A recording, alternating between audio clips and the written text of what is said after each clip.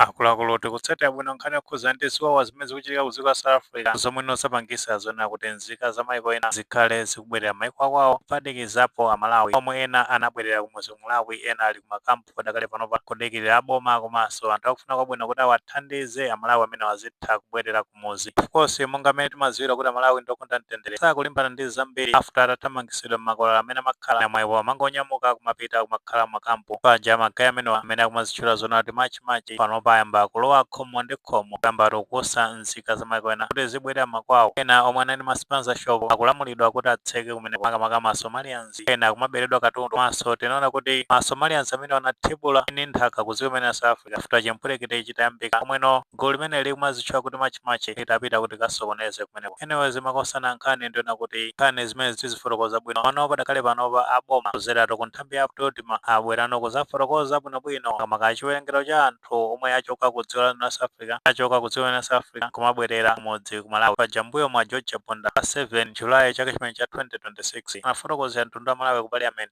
amene azona kuti nzika zomwe azipanga repatriate kuchoka ku dziko la South Africa kumabwerera kumudzi ku Malawi ndokwana 30,000 pano ma details yokhuzana ndi data yonse ndi kuti abweresa ndi Dodoma padakale panopa Dodoma abwerano ndi data imeneyo ndipo tenga ndi imene akufotokoza Dodoma kunazona kuti kuchoka pamene ziwawa zimezi zinayambika paja zinayambika mwezi wa April pano mwezi wa May komanso June pameneno zinafika pa chindende pomwe magayi amene anazapereka kutimeta mteri kuti anthu onse asamuka azibwera makwawo ndi ambiri mwa iwo anathamangisidwa kubwera makampu ena ndaja anali ku Sherwood Durban enako tinasonanso kampu imene atsegulidwa ku Pietermaritzburg ku Durban Old Drive sanasamose anthu amenewa kwapitisa kumusina kumene kuli kampu padakale pano leno as of now Dodoma kunazona kuti nzika zonse zimene zipanga repatriate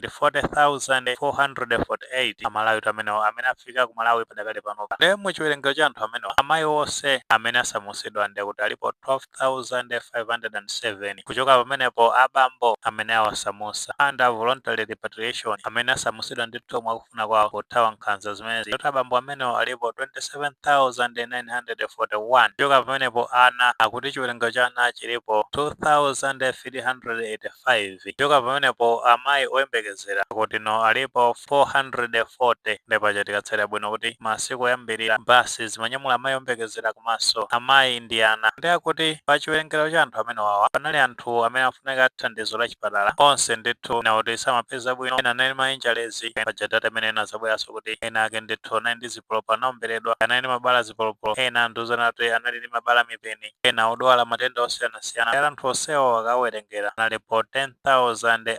10,521 mwa anthu amene tikatsatira bwino kuti anthu enanso anatisiya pomweno amosamusidwa mu ndondomeko imeneyi ndipo anthu onse akuti amene atisiya alipo okwana 6 tikumbukira bwino ena ndaja anamwalira ali mu dziko la Zimbabwe atadwala mwadzidzidzi enanso ndi akuti ndaja anamwalira akuyandikira pamwanza munthu enanso ndi uja anamwalira basi tangonyamuka kumene kuchoka kumusina mwapita kumudzi ku Malawi anachita bwereranso ndi thupi lake ndikukayika kumotchale kumeneko akuti mtoto anthu onse amene atisiya ndi amene wandithu chiwerengero chake alipo 6 mizimu ya abale amene wayuse mu mtendere leno potengera magazi amene Dodoma akunazo kuti basi zonse zimene zakhala zikusamusa nzika zimene zichoka dziko la South Africa popita kumudzi ku Malawi zinalipo 606 tikatsatira bwinobwino basi zimenezi zinatoti anapanga process yake ndi aboma la Malawi komanso tikatsatira bwino mukuyankhula kwa George Ponda muzafotokoza zona kuti dziko la South Africa linathandiza ndi basi imene anazipanga lokete kuti azigwiritsa ntchito pa program ya deportation ndi anangoapempha zonena kuti thandizire nkhani imene ikhuza ndi repatriation ndi aboma la South Africa akhala akupereka basi ndithu zochuluka zimene zimasamusa nzika zimenezi choka pamenepo tikatsatira bwinonso kuti anthu akufuna kwabwino ngati Shepherd Bushiri imodzi wa anthu onso amene agwira ntchito tamandika kwambiri amakapo thandizira boma kusamusa Malawi amenewa amene zawavuta posatira ziwawa zimenezi ananso magazi aku diaspora asogoza ndi onjezani kenani nawonso ndithu akhala akuthandiza ndondomeko imeneyi maso magazi akufuna kwabwino ochuluka kuphatikiza pamenepo amabizinesi osiyanasiyana anthu akufuna kwabwino athandiza ndithu ndondomeko imeneyi zomwe basi zake akapatengera zonse ndi zimenezo zimene kuti 606 kaye kumbali ya boma tikatsata bwinobwino paja anayika ndalama zokwana 24 biliyoni Malawi kwacha kuti zithandizire ndondomeko imeneyi yosamusa nzika zimene zili affected ntchito imeneyi idakali mkati posatira kuti ziwawa zimenezi zinathe magazi amene adakachitabe nkhanza kuchitira nzika za maiko ena paja panopa akumayenda khomo ndi khomo kumene amapanga force anthu kuti atuluke nyumba enanso mwina kutulutsira katundu kumene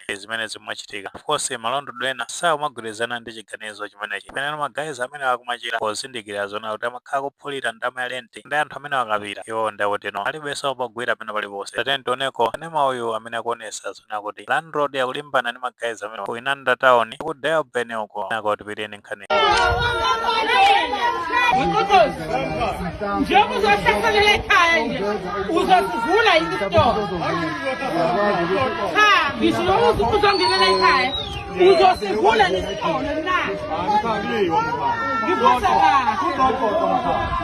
isitolo faka omunye umuntu kahle akeke uzofaka isitolo ngisamumeke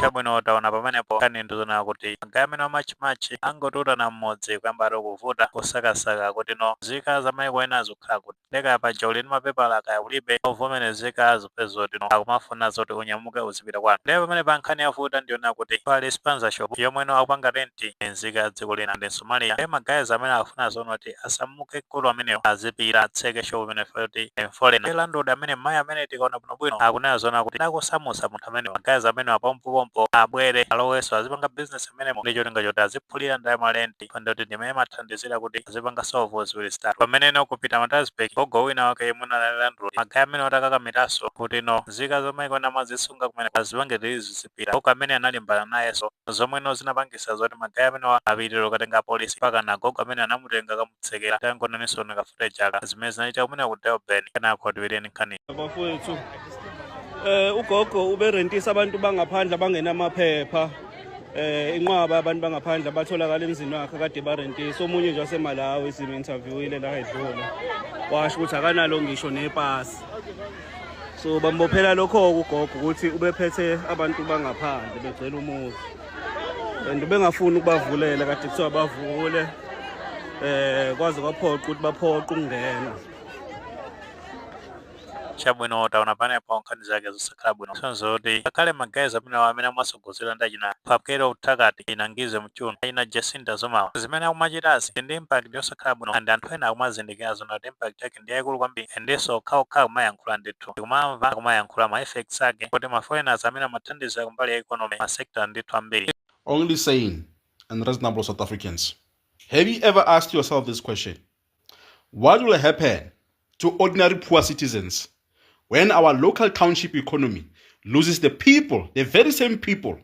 who are doing the work that makes and keeps our daily life easy and affordable? The truth is, many South Africans benefit from immigrants every single day.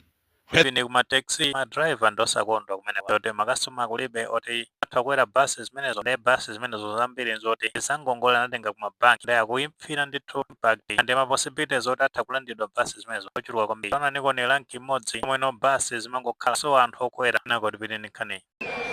We are inside Bree Taxi Rank here in the Joburg CBD. This is one of the biggest and most busiest taxi rank in the Joburg CBD, but today it has turned into a ghost town. There is literally no people here. On an ordinary day, there will be lines and lines and lines or queues and queues of people waiting to board taxis. But what we have experienced here is already around 9 a.m. And what we have experienced is taxis that are just stationed, have not been loading people,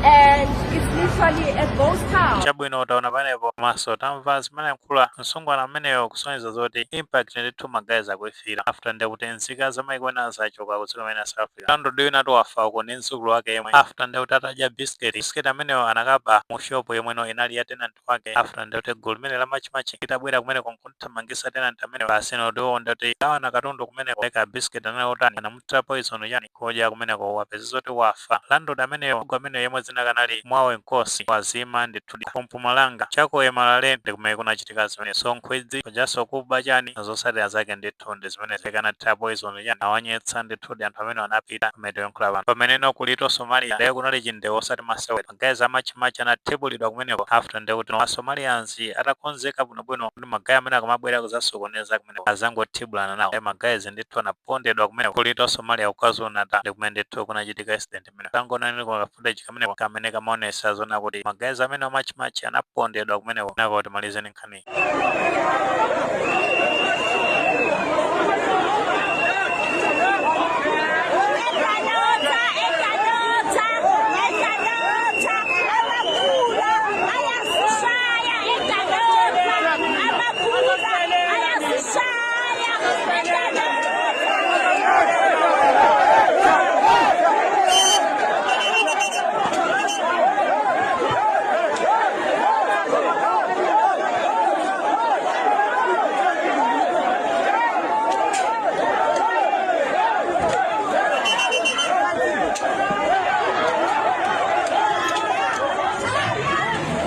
chabwino taona paonepo nkhani zake after ndeuti anthu nangu atopera magaya amenewa munthu olakhale ni mapepa akulimbana naye be chalowa nondi kuba komanso nsanje ndi imene yavuta so azidistance apo mali ndi ntchito yakulu ndithu potengera kuti anthu akuchoka be m'makwalala amene amakhala kupitatu ku Durban kucha amene eThekwini municipality inatseka kampu kumeneko odi drive anthu ndithu komanso nkhanabe funika kuti thandizidwe kumeneko azibwerera ku musi Malawi azipita ku kampu kumusina pamene ndithu nkhani zake zikwendera hayi mmene nkhani zake ni mmene zikwendera sizoti mmene maganizo wankhani imeneyi ngati maganizo oti inayo titofotokoza comment section koma ndiwapereka tikumbukirenso kulemekeza maganizo anzathu.